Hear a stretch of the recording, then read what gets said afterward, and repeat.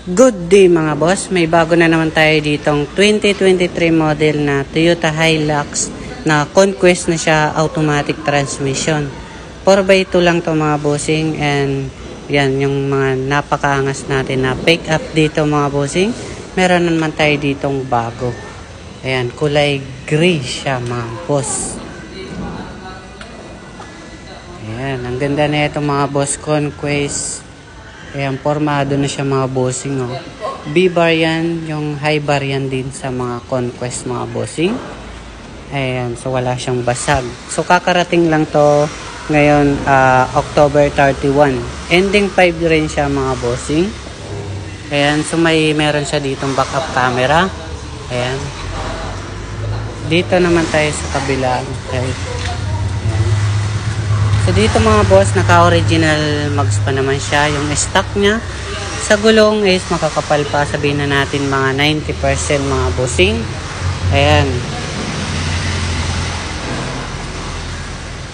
Ayan mga boss. Ayan, napakaganda nito. Lahat original stock pa to mga bossing. Wala pa kami nagagalaw dito mga boss. Ayan, napaka-fresh nito. 2023 model. Ito mga boss, and ayan, naka-touchscreen na siya, and di-bluetooth na rin siya syempre, and push button siya. Ayan, kinagandaan mga bossing. Conquest automatic transmission mga boss. Ayan, solid to mga boss. Ayan, hindi dumihan yung ceiling niya, pero ayan, kulay black siya, pero malinis yan mga boss. Oh, malinis, wala siyang damage mga boss. May ano lang siya, yung parang arali kabok, pero pupunasan lang yan, maalis na yan.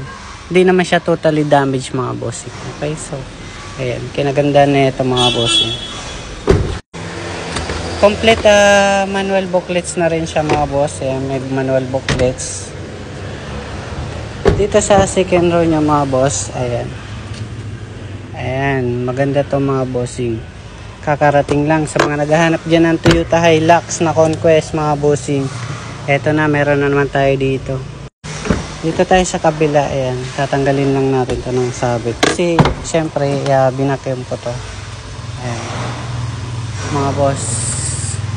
Medyo madilim lang dito, pero solid pa naman to mga boss. Ayan.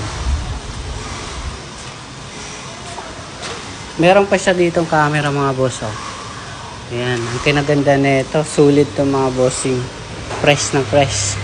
Sa mga nagtatanong dito kung magkano to, so comment na lang kayo sa baba kasi kakarating lang. Di ko rin nga alam yung presyo nito.